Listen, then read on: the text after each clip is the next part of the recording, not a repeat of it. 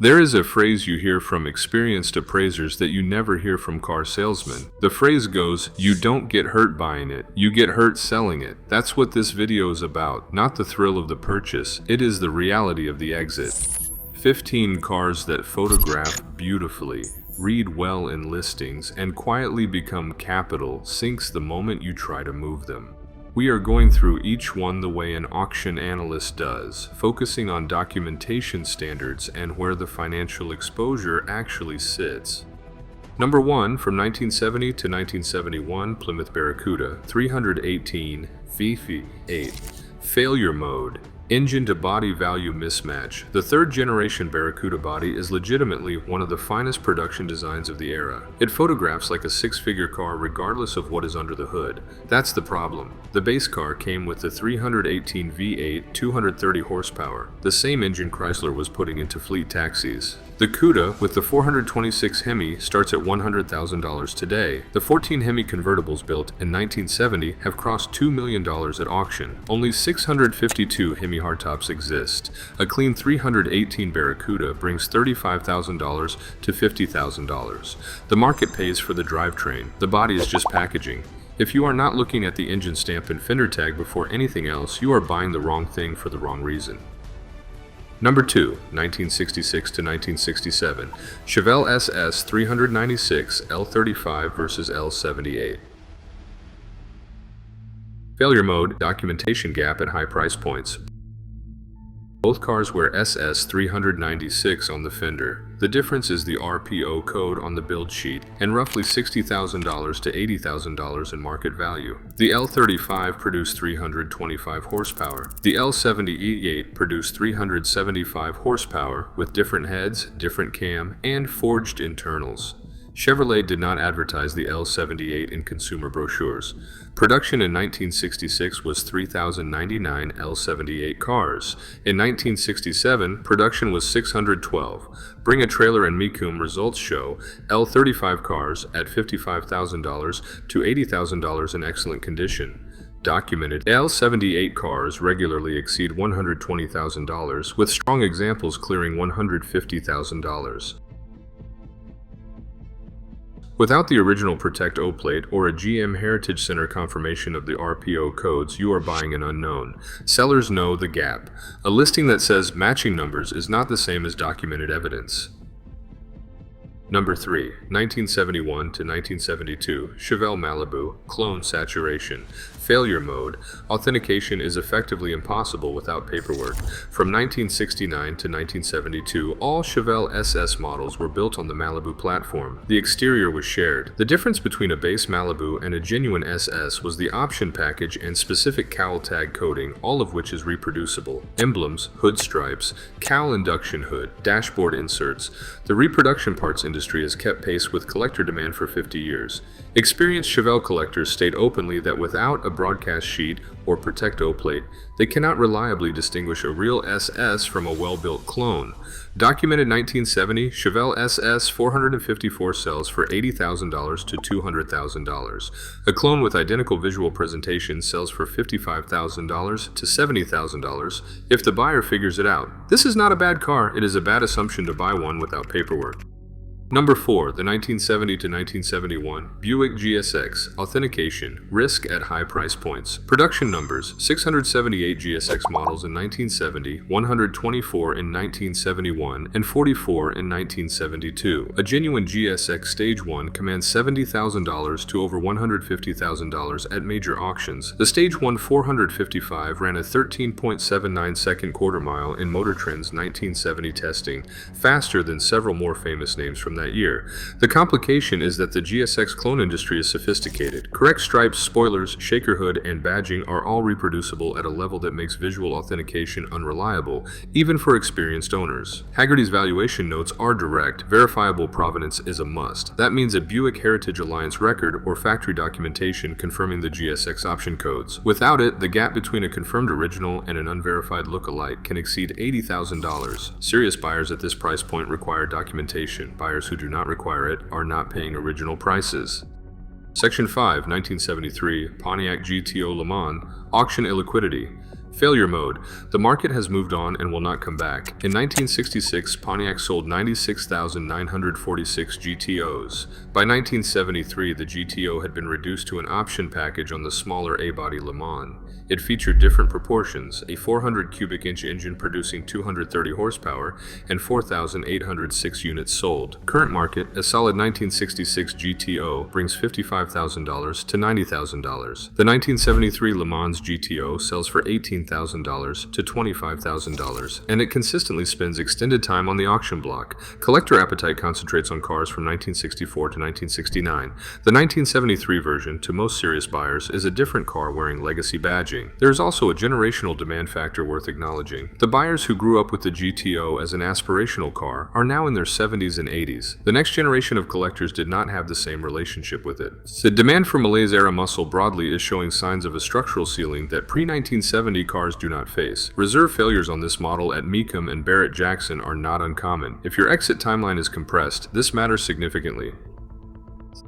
6. 1969 to 1970. Camaro Rally Sport. Cosmetic package. Collector expectations. Failure mode. An appearance package priced as a performance car.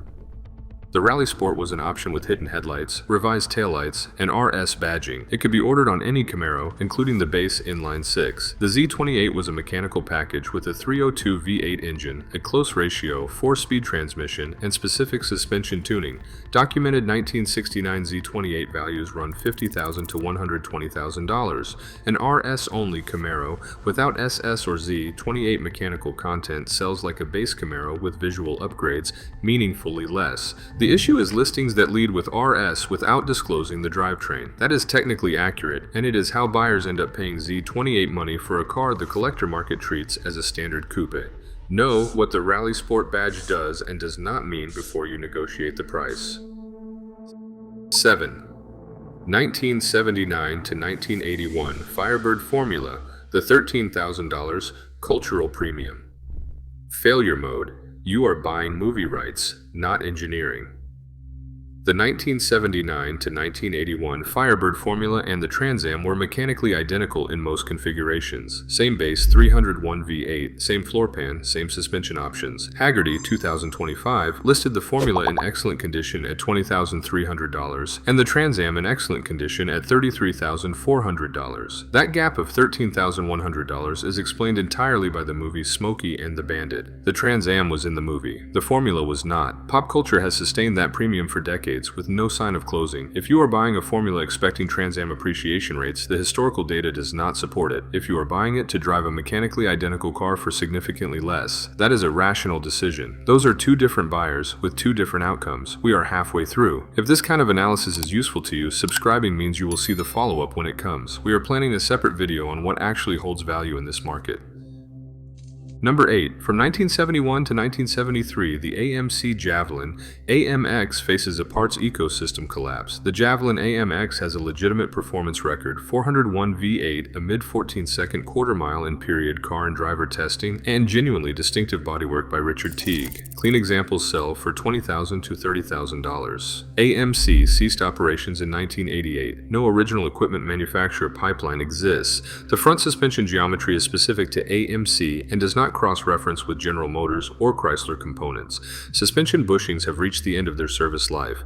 At this age, they crumble, they do not harden, and replacement requires sourcing from 4 to 5 specialty suppliers with roughly 60% availability on any given part. Specialty shop rates for AMC work run higher than standard classic car labor because fewer shops maintain the tooling and knowledge base.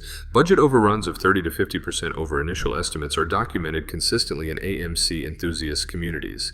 Here's the math. Buy at $25,000. Spend $20,000 to $30,000 restoring. Sell at $28,000 to $32,000. You will own it longer than you planned, spend more than you budgeted, and exit at a loss. That is not a car problem. That is a parts ecosystem problem that is not going to improve with time. Number 9. The 1970 to 1971 Plymouth Roadrunner 383 versus the rest. This is a value trap. The nameplate carries a premium, but the drivetrain often determines what buyers will actually pay. By 1970 to 1971, emissions compliance had reduced the 383 Magnum compression ratio to 8.7 to 1. Real-world performance was below the earlier reputation that made the Roadrunner nameplate valuable in the first place. The market separates these cars clearly. Current results show 383 Roadrunners selling for $35,000 to $77,000, depending on condition. 446 pack and Hemi cars trade at substantially higher prices, frequently 2 to 3 times the 383 equivalent for comparable condition. The cars look nearly identical externally. The fender tag and the engine stamp tell the story. In a market where sellers consistently price on the Roadrunner name rather than the drivetrain, there is real room to overpay for the wrong car. Verify the engine before you discuss price. Number 10, the Mustang from 1980 to 1981 with the 255 V8. Failure mode, worst-in-class performance, best-in-class appearance. Ford's 255 cubic inch V8 was a deboard version of the 302 with the same external package, and it made 119 horsepower. The turbocharged 4-cylinder Mustang offered that same year produced 132 horsepower. The V8 was slower than its own 4-cylinder stablemate. Ford corrected this in 1982 when the 302 returned. The 255 cars are still out there, and they look like V8 Mustangs because they are, in fact, the weakest V8 variant the nameplate has ever offered. Current market values are $8,000 to $12,000. The Fox body market is active, but appreciation has concentrated in the 5.0 GT from 1982 onward. The 255 has shown flat value trends while the cars around it move. One engine code. Check it. Number 11, the 1974 to 1977 Firebird Esprit, no collector category. Failure mode. It falls between two markets and is claimed by neither. The Esprit was Pontiac's luxury Firebird with softened suspension, velour interior, and wood grain trim. In 1976, the engine was a 350 V8, producing 160 horsepower. Firebird performance collectors want a Trans Am or Formula. Pontiac luxury buyers purchase Grand Prix. The Esprit looks like a Trans Am from the outside, which creates expectation gaps at point of sale on both sides. Haggerty 2025 values the Esprit in excellent condition at $20,000 to $24,000. A comparable Trans Am is $35,000 to $45,000. That gap has persisted for decades. This car holds its floor adequately. It has no meaningful appreciation case in the current market, and there is no collector constituency developing around it. Estate liquidators who encounter these consistently note they take longer to move than the owners expected. Number 12, from 1975 to 1979, Buick Skylark GS, badge trap. Failure mode, the badge carries history, the car does not have. The 1970 Buick GS Stage 1 455 ran 13.79 seconds in Motor Trend testing. That is the car serious collectors mean when they say Buick GS. Documented examples sold for $70,000 to over $150,000. The Skylark with GS badging from 1975 to 1979 was a compact platform. It had a 350 V8, approximately 155 horsepower in typical specification. The base drivetrain was a V6. Current market $8,000 to $14,000, priced correctly for what it is. The problem is buyers who do not know the model year context and pay GS money for a Skylark. Sellers who know the distinction and do not clarify it are counting on that gap. It is a straightforward thing to research before you make an offer. 13. From 1971 to 1973, the Ford Torino is often misbadged as a Cobra, while actually being a non-Cobra build. Failure mode, the name is easy to add, the VIN is not. The 1971 Torino Cobra with the 429 Cobra jet is a legitimate car. Approximately 900 Cobras were built that year with the 429. Haggerty's insured value for big block Torino Cobras averages around $50,000 in 2025. A base 1971 Torino 500 with a 302 or 351 two-barrel was a family vehicle. Well-kept examples sell for $10,000 to $20,000. With a repaint, a non-original car can present visually as a Cobra. The badge is not difficult to source. The VIN is. The verification standard is a Marti report, Ford's factory production data service, available for around $25. It tells you exactly what that VIN left the factory with. If a seller of a claimed Cobra is unfamiliar with the Marti report or unwilling to support the buyer obtaining one, that is a sufficient answer. Number 14. From 1971 to 1974, the Mercury Montego GT, brand without a collector market. Failure mode. Platform value does not transfer across nameplates. The Montego GT shares its chassis and architecture with the Ford Torino. Same underpinnings, comparable structure. The Torino has a real collector market, the Montego does not. Sale data from Classic.com and auction results over the past 5 years show Montego values flat, with longer time to sale than Torino equivalents and more frequent reserve failures. Collector interest in the Montego nameplate has not developed despite the mechanical parity. This is also a regional market problem. Torino collector clubs, registries, and parts networks exist at a scale Montego owners do not have access to. In markets like the Southeast and the Midwest, where Ford heritage is strong, the Torino nameplate has gravity. The Montego does not generate the same response. A car that nobody is in a hurry to buy is a car you own longer than you planned. That's not a theory, that's what the auction results show. Number 15. The 1976 to 1977 Trans Am 455 Performance Myth versus Emissions Reality. Failure mode, paying 1970 prices for a 1977 engine. Precision matters. The 1973 to 1974 Trans Am 455 Super Duty is a legitimate high-value collector car. That is a different conversation. The standard 455 in a 1976 to 1977 Trans Am produced 200 horsepower. In 1970, that displacement produced 360 horsepower. Compression had been reduced to 7.6 to 1. EGR equipment was standard. Curb weight was 3,700 pounds. Sellers priced these at $35,000 to $40,000, leveraging the 455 nameplate and the Bandit Association.